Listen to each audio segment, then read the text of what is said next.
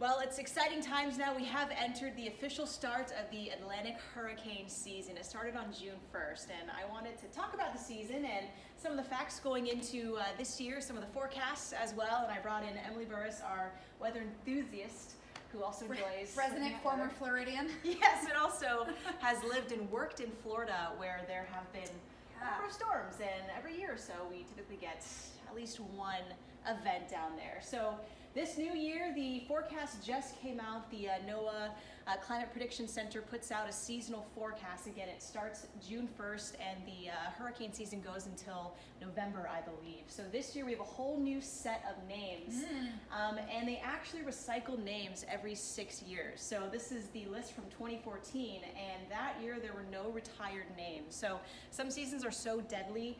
We get some major storms that roll in, and they'll sometimes kill people. So when that storm rolls through, they'll retire the name for, to be sensitive. Right. This is the full list from 2014. You can see there are some long names, and I wanted to go through and see if Emily can pronounce all of the names. So there are a few challenging ones in there. Of course, Arthur and Bertha were both tropical storms that we already saw this year. Yeah.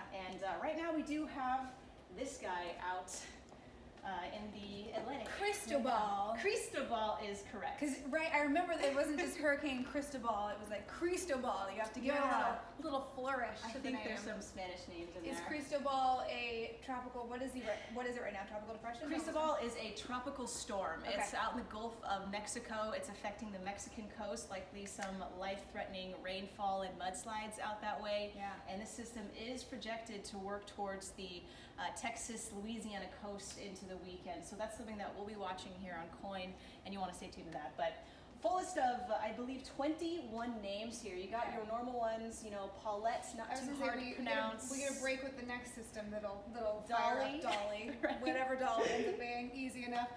Is it Edward? Edward, yes. Edward. Yeah. Okay. Faye. You got Faye. Gonzalo. Gonzalo. Gonzalo. Yes. Okay. I mean, some of these are pretty easy, like Kyle. Hurricane Hannah. Yeah. Get some fun alliteration there. if you do get a hurricane, hopefully Hannah takes it easy on him.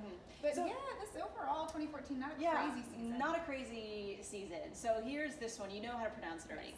How do you say it? Cristobal. Cristobal. Here's the pronunciation. Cristobal. Cristobal. Here's the next hard one. Ooh. Yeah, it looks like Isaiah, right? But it's Isaiah? no. Try again. I don't know. It's I really don't hard. know. It's Isaias. Isaias. Isaias. Hurricane Isaias. Whew, Potentially. That's far down the list. A little tougher than like Ivan or Ike or Exactly. something like that in the past. Okay.